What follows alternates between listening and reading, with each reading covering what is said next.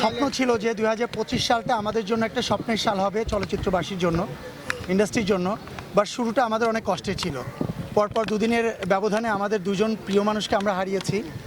আজকে তাদের স্মরণে এবং এই মাসে যারা গত হয়েছিলেন তাদের স্মরণে আমরা মিলাদ ও দোয়া মাহফিলের আয়োজন করেছিলাম।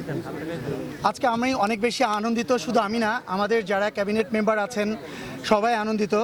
কারণ মিলাদের সময় বা কেউ মারা গেলে আমরা দেখে থাকি যে আমাদের ইন্ডাস্ট্রিতে অনেক সিনিয়ররা আসেন না বা অনেক আমাদের আর্টিস্টরাই আসেন না।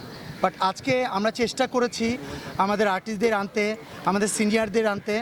আমরা মনে করি আমরা সাকসেস হয়েছি এবং এটা আমাদের নৈতিক দায়িত্ব, যারা একসঙ্গে অনেক দিন ধরে কাজ করেছি, আমরা কলিগ একসঙ্গে উঠা বসা করেছি ইন্ডাস্ট্রির, তাদের দোয়া মাহফিলে আমরা আসতে পারি, এটা আমাদের জন্য একটা ভাগ্যের ব্যাপার। সো আমরা অনেক হ্যাপি যে আজকে সবাই মিলে আমরা সুন্দর একটা দোয়া মাহফিলের আয়োজন করেছিলাম এবং সেটা আমরা সাকসেস হয়েছি। আমাদের ভিতরের রুম, স্টাডি রুম, বাইরে এবং বাগানে সব জায়গায় অনেক বেশি আমাদের সদস্যরা ছিলেন এবং ইন্ডাস্ট্রির অনেক বেশি কর্ণধার আরও অনেকেই ছিলেন। অনেক ডিরেক্টর স্যাররা ছিলেন, প্রডিউসার স্যাররা ছিলেন এবং বিভিন্ন অ্যাসোসিয়েশনের লোকরা ছিলেন। আমরা সত্যিই বেশি তাদের কাছে ঋণী।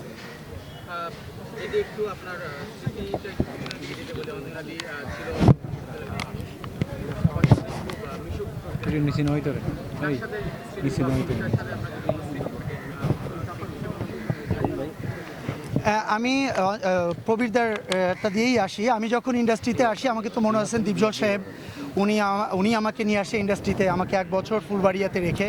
তো তখন দীপজল সাহেবের একটা ছবি শুটিং চলছিল তখন, প্রবীরদা। তা আমি তো সবসময় টেলিভিশনে দেখেছি, কখনো সরাসরি দেখি নাই। তা চাচু আমাকে বললো যে যা দোয়া চেয়ে, যেহেতু তোর প্র্যাকটিস চলছে, সামনে শুটিং। তা আমি তার কাছে দোয়া চাইতে গেলাম।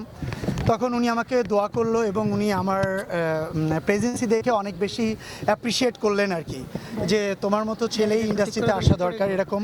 তোর পর থেকে দাদার সঙ্গে আমার মোটামুটি ভালো একটা রিলেশন বা বন্ডিং হয়ে যায়। আমি আমার ছবিগুলো যখন হয় এবং যখন আমি শিল্পী সমিতিতে আসি নেতৃত্ব দিতে, তখন তার কাছে আমি প্রথম দোয়া চাই যে দাদা আমি তো দাঁড়াচ্ছি, আমার জন্য দোয়া করবেন। উনি জিজ্ঞেস করলো কোন পোস্টে দাঁড়াচ্ছ তুমি?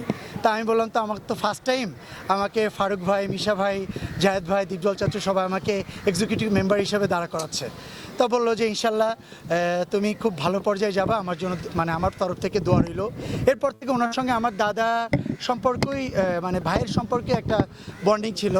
পরবর্তীতে তো এর ভিতরে মানে আমাদের অঞ্জনা আপু সবার ভালোবাসার মানুষ, আমি অনেক বেশি রেসপেক্ট দিয়ে বলছি। তো মন আমার মনে হয় অনেক হিরোইনেরই ছিল না ওনার জামানায়। উনি এমন একটা মানুষ ছিলেন, আমার এখানে সহশিল্পী থেকে শুরু করে সিনিয়র শিল্পী যারা ছিলেন সবার সঙ্গে সমান তালে ভালোবাসা বিনিময় করে চলেছেন এবং যতদিন পর্যন্ত ইন্ডাস্ট্রিতে ছিলেন ততদিন সবার ভালোবাসা। উনি আমাকে ভাই বলে সম্বোধন করতো। উনি সবসময় আমাকে আমার ভালোটা মন্দটা নিয়ে কথা বলতেন।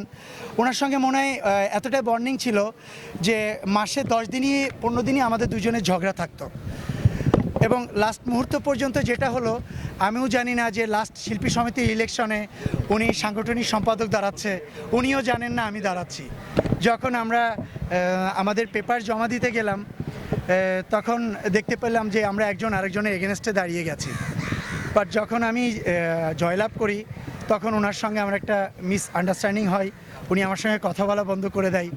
আমি ওনাকে অনেকবার রিকোয়েস্ট করেছি এবং মাপ চেয়েছি যে সিরিয়াসলি আপু এই পদটি হচ্ছে আপনার আমার, আমি আপনার হাতে তুলে দিলাম, মানে আমি তুমি মিলেই পদটা নিয়ে কাজ করব। তো এরকম অনেক স্মৃতি দুজনের আছে। এই লাস্ট তো সেদিন মারা যাওয়ার প্রায় 1 সপ্তাহ আগে মিস অ্যান্ড মিসেস বাংলাদেশ হচ্ছিল এই ফ্লোরে, দুজনে আমরা জাজ হিসাবে কাজ করেছি। ওখানে একজন পার্টিসিপেট মেয়ে, তার সঙ্গে আমাকে পারফর্ম করার জন্য উনি জোর করে স্টেজে আমাকে তুলে দিয়েছিল।